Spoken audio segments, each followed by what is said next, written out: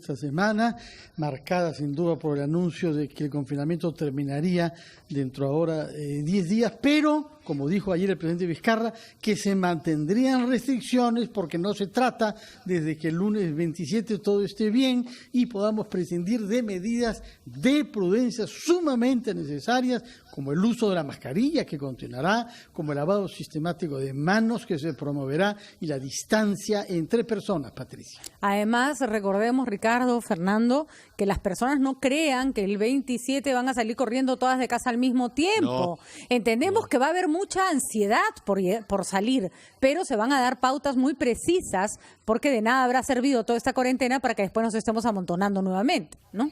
Sí, recordemos que, por ejemplo, Japón, que es uno de los países que manejaba más o menos bien esta situación de crisis y que había establecido cuarentenas por regiones, por ciudades, ha decidido pasar a una cuarentena nacional para poder contener apropiadamente esta pandemia del coronavirus, ¿no? Y entonces nosotros no podemos descuidarnos tampoco. Vamos a regresar gradualmente. El ministro de Defensa puso un ejemplo el otro día conversando con RPP a propósito de ese retorno lento, gradual. Por ejemplo, me pareció que decía que lo primero que podía, por ejemplo, liberarse eran los deliveries de comida. ¿Qué pedirías tú, Fernando, Patricia, si es que puedes pedirte algo o te provoca pedirte algo? ¿Ah? Yo nunca solía comer pizzas, pero en este caso, como no hay pizzas en el mercado, eso es lo que le ha provocado a mi hija y eso es lo que yo quisiera. Pero quisiera al mismo tiempo proponer que hagamos énfasis en el caso más escandalosamente irresponsable y populista de América Latina respecto al coronavirus, que es sin duda el caso de Nicaragua. En el día de ayer el presidente Daniel Ortega reapareció, no se le había visto más de 30 días, lo cual ha dado lugar, como era natural, a ciertos temores, junto a su esposa, que es la vicepresidenta del país, como sabemos, para decir que su país tenía solamente un muerto de coronavirus. Claro, no dejan que haya inspección internacional, la prensa está aterrorizada, es el único país de América Latina en el que sí sigue jugando los campeonatos profesionales de fútbol, como si nada pasara, con las fronteras abiertas. Ese, sin duda, es el ejemplo que debemos tener en mente de lo que es la irresponsabilidad de un hombre que ha sido jefe de Estado en su país la primera vez hace 41 años. Y que ahora lo hace ya casi de una manera dictatorial. Sí. Y también discutible, preocupante, lo comentábamos más temprano, la separación del ministro de Salud de Brasil, que era quien ponía un poco la cuota de sensatez frente al presidente Bolsonaro, que tampoco le está dando la importancia necesaria. ¿Qué pasará con Brasil, que es el país más grande de nuestro continente? Es también una incógnita que nos preocupa a todos, ¿no?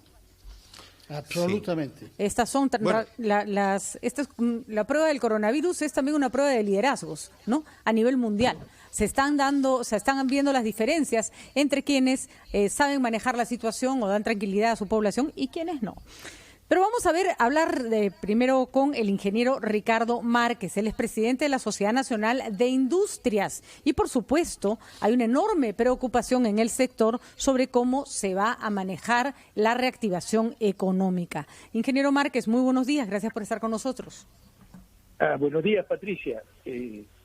Bueno, cuéntenos qué cosa es lo que les está preocupando específicamente porque hay un plan que está desarrollando el gobierno, que sabemos que necesita ajustes, que se está discutiendo, pero por el otro lado está el Congreso de la República, que también está planteando algunas alternativas, o algunas pueden ser más interesantes que otras. Cuéntenos cuáles son, qué les preocupa de lo planteado en el Congreso de la República. Patricia, primeramente quisiera saludar que el día de hoy se ha publicado en El Peruano la ley de factoring y su reglamentación. Y en verdad esto es muy importante para todo el sector, tanto de pequeña, mediana empresa, en lo que es liquidez a las empresas.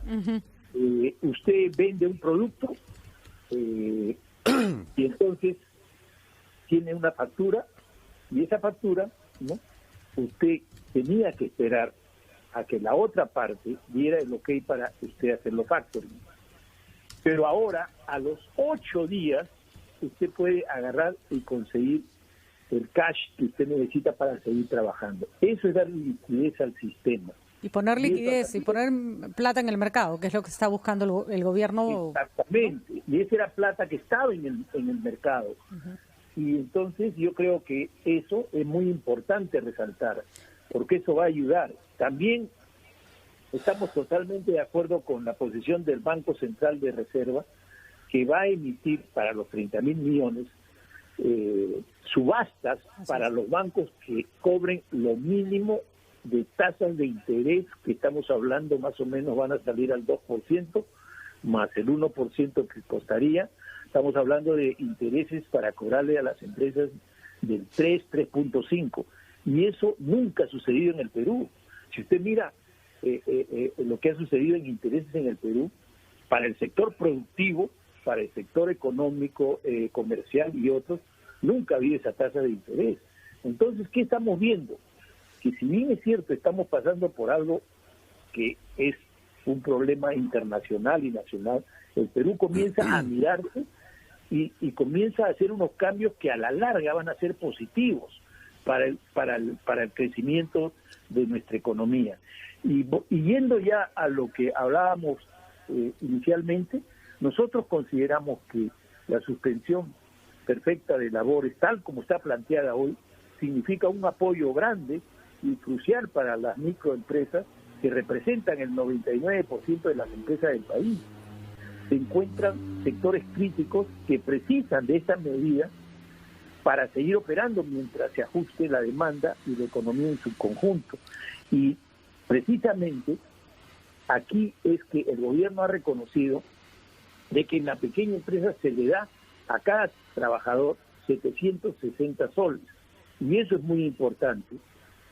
Lo importante de esto es que se reconoce esa realidad. Ahora, es evidente que no todas las pequeñas empresas tienen la factura electrónica, y es lamentable esto, pero nosotros sabemos que de aquí también va a venir una medida positiva, porque hay cerca de 1 millón de empresas que no tienen la factura electrónica, sino tienen otro tipo de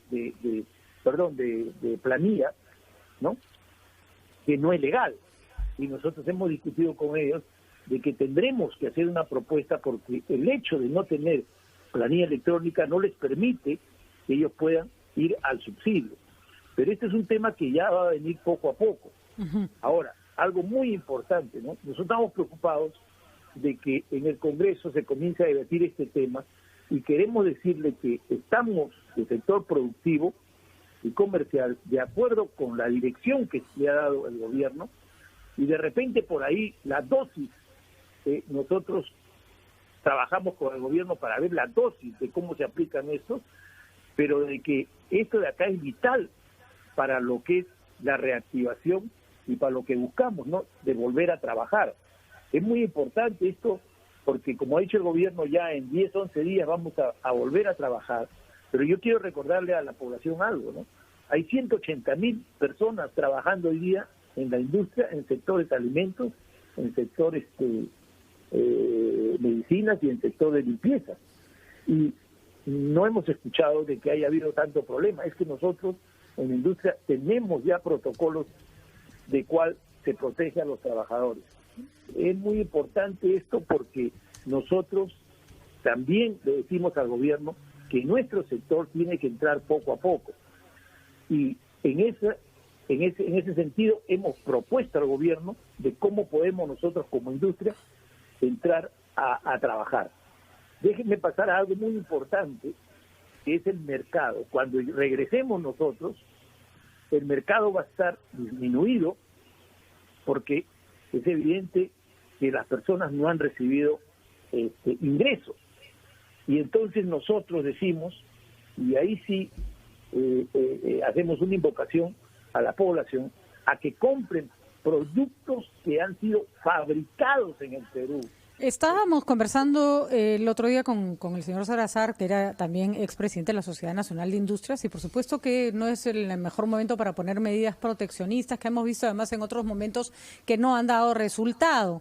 Pero, por ejemplo, la Sociedad Nacional de Industrias en muchos casos ha denunciado competencia desleal de los productos extranjeros. ¿Qué va a pasar con los tratados de libre comercio, por ejemplo, que a veces benefician más a los países grandes, que nos traen cosas que nosotros que no tenemos mucho que importar?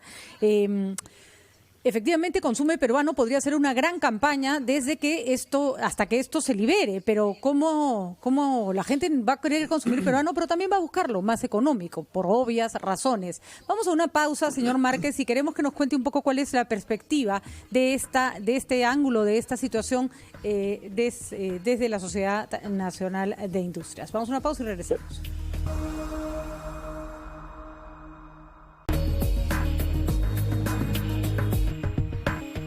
8 de la mañana con 18 minutos, continuamos en ampliación de noticias de hoy viernes 17 de abril. Estamos conversando con el presidente de la Sociedad Nacional de Industrias, el ingeniero Ricardo Márquez. Señor Márquez, quería yo que usted se pronuncie sobre una propuesta que, entre otros puntos, ha planteado formalmente la izquierda en nuestro país. Ayer escuchábamos a una de sus voceras, Verónica Mendoza, plantearlas. Y además de, por ejemplo, algo que sonaba razonable, un bono universal en el Perú para todos de 1.000 soles, planteaba un impuesto a las empresas o a los empresarios, a los que más tienen, un impuesto a los millonarios, decía. ¿Cuál es su respuesta o cómo evalúa usted ese planteamiento en esta situación de emergencia? Ricardo, toda propuesta sí, ¿no? se puede analizar, pero veamos lo que hay en el Perú, cuál es la realidad del Perú. El Perú, en este momento, está haciendo un esfuerzo en paliar todo esto, lo que nos está sucediendo, con el 12% del Producto Bruto Interno y con 3.000 millones que acaba de endeudarse el país. Todos estos dineros están yendo a apoyar la reactivación y a que se mejore la economía peruana. Pero nosotros, a pesar de eso, y siendo ya con esas cifras el país número 1 en Latinoamérica, no tenemos los dineros para darle a cada persona 1.000 soles. Y no hay mecanismos que puedan llegar al gobierno como está proponiendo la señora Mendoza. Ojo que también lo propuso el señor Daniel Córdoba, no es exclusiva de la izquierda la idea de la renta universal, pero es atendible. Lo de los 1.000 soles. Así es. Pero lo más polémico era lo otro, ¿no? Así Por ejemplo, es. decían, y me parece que se va a plantear hoy día mismo, también van a insistir en ello, un impuesto a la riqueza, quienes tengan, más de 1 millón de soles tienen que pagar un impuesto. ¿Cómo evalúan eso ustedes?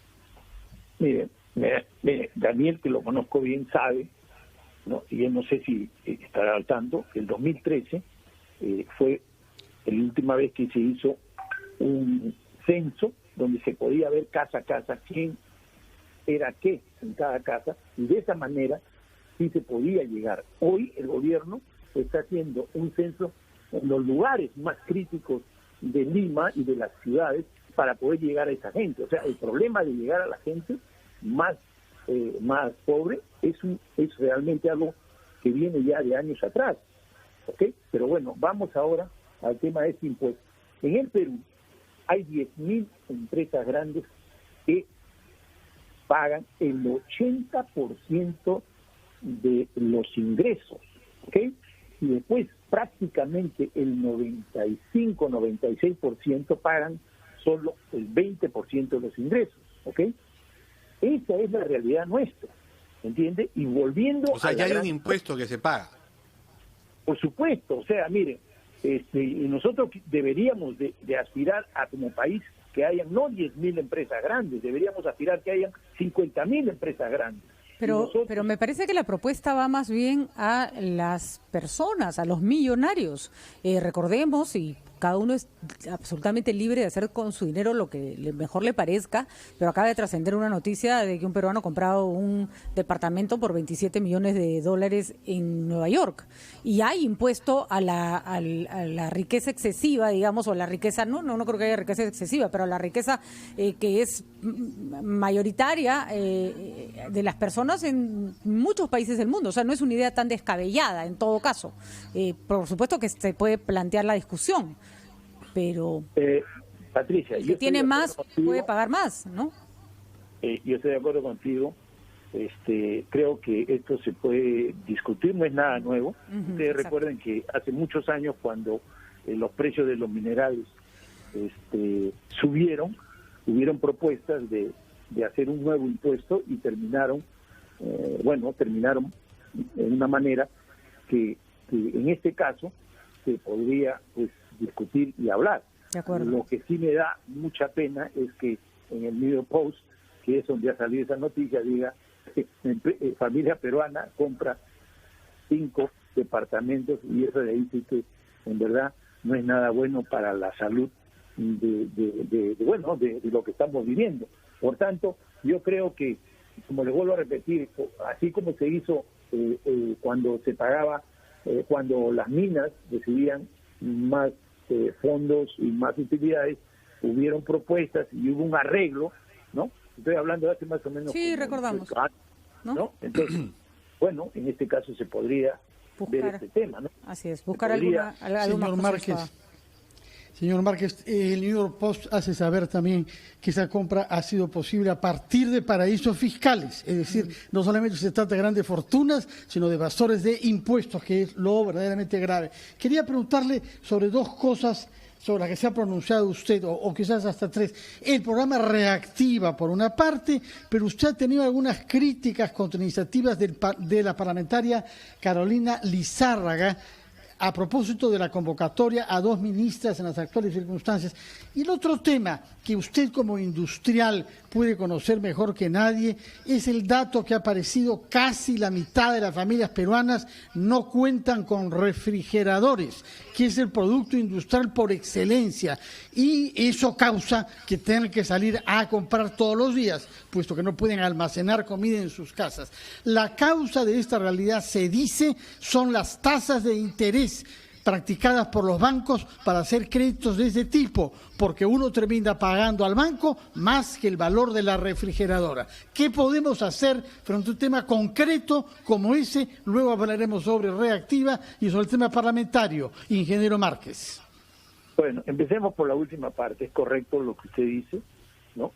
Aquí hay el 46% de los peruanos que no tienen refrigeradora, pero además, antes de empezar este problema de la enfermedad, el 20% de peruanos se les preguntó cuánto tiempo podrían aguantar sin estar con ingresos, y el 20% dijo de que una semana, ¿no? Entonces ahí te das cuenta lo grave que es esta estadística de que la población te diga solo aguanta una semana, porque exactamente, y tienes el 46% de personas que no pueden comprar, por decirte, si tuvieran los medios una semana, pero eso radica, y yo lo tengo que decir claramente, en que tú no puedes hacer que una persona de San Juan de Lurigancho vaya a querer comprarse una refrigeradora y termine pagando más del 100%. Esto de aquí, por eso digo yo, de que lo que está haciendo el BCR de hacer esa subasta, es la primera vez históricamente que en el Perú se van a ver ese tipo de tasas. Y eso es verdaderamente algo que los bancos tienen que mirar, ¿no? De que de aquí para adelante hay que hacer cambios, y que no esperen los cambios que se hagan desde el Congreso, ¿me entiendes? Porque la dinámica empresarial per se no puede funcionar de esa manera. Tiene que haber un reconocimiento de las cosas que han estado haciéndose mal.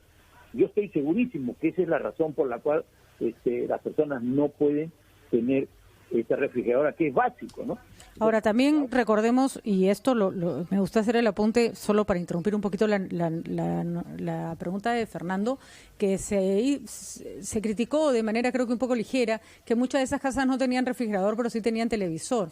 Recordemos que una persona que compra al día, porque compra lo que con la plata que le llega ese día que trajo su marido que es taxista o su marido que es vendedor y le dio 50 soles un día o 20 otro o 30 otro, no tiene nada que meter en la refrigeradora porque compra al día. En cambio, compran un televisor porque necesitan esparcimiento y porque el derecho a la recreación es un derecho que no es exclusivo de las personas con dinero. Entonces, no sé si comprar la refrigeradora resolvería el tema de fondo, que es que hay personas que compran al día porque disponen de una cantidad de dinero todos los días, que es con lo que deciden qué comer, ¿no? O sea, no son como las personas que van a WOM y compran tres carros de comida y se lo llevan a su casa y lo almacenan, ¿no? Exacto, ese es precisamente, ¿no? Ese es precisamente el tema que nosotros en nuestra institución hablamos. Así es. Cómo crear empleo, cómo crear formalidad, porque ese es el tema. En la medida de que este 1,5 millones de pequeñas empresas las podamos dar una nueva legislación para que ellos se formalicen, que quieren formalizarse, pero evidentemente una empresa que tiene 3 trabajadores, 5 trabajadores o 10 trabajadores no puede tener la misma legislación que una empresa que tiene 100 trabajadores o 1,000 trabajadores. Y eso es una realidad que ahí sí le digo al Congreso, miren eso, en eso podemos trabajar para formalizar el país, para que esas pequeñas empresas con intereses como los que están habiendo ahora, que están bajando, puedan hacer mediana empresa y podamos hacer de nuestra informalidad el motor para hacer un país que pague sus impuestos y un país para que cuando vienen estas crisis pueda llegar las ayudas. Esa es nuestra propuesta, ¿me entiende? En eso debe mirar el Congreso de cómo verdaderamente hacer los cambios para que se formalice el país. Esa es una medida que la tenemos pendiente y que no se ha hecho por política, ojo, no se ha hecho por política. De acuerdo. Porque no, que yo no puedo hacer esto, que voy a perder esto, pero eso es lo que debe ir el Congreso a hablar, a cambiar el rumbo de lo que estamos trabajando ahora y se está trabajando en el gobierno. Le puedo decir una cosa, de repente la dosis hay que agregar una cosa aquí, otra cosa allá, pero cambiar esto va a crear un problema lamentable y eso sí nos preocupa como empresarios, porque de una u otra manera se está llegando a algo que siempre hemos buscado. ¿Y qué cosa hemos siempre buscado? Que el país pueda ser formal. No puede haber un país con 70% de informalidad. Eso es una cosa que tanto el gobierno como el Congreso debemos encarar, porque de esa manera vamos a poder dar más subsidio, vamos a poder pagar más lo que es salud, ¿no? Y eso es lo que necesitamos. Entonces, eso es lo que yo le digo al Congreso, ¿no? Aboquémonos en cosas que necesitamos ya y no estemos pensando en que yo quiero ser presidente, que mi partido está y está. Eso no. Ahorita hay un problema, la informalidad. Y si quieren realmente ayudar, hagamos eso juntos. Muy bien, señor Márquez, muchísimas gracias por la participación y entendemos perfectamente la preocupación de la Sociedad Nacional de Industrias. Esto, el otro día el economista Reaño nos decía, puede aumentar la informalidad. Es verdad, en las crisis la gente sale a ganarse la vida como puede, pero también es cierto que si hay un incentivo del Estado para formalizarse, esta puede ser una oportunidad para que aquello ocurra. Gracias por estar con nosotros. Muchísimas gracias. Que tenga usted buen día. Un abrazo. 8 de la mañana con 30 minutos, Patricia, Fernando, una pausa, regresamos de inmediato con más aquí en Ampliación de Noticias.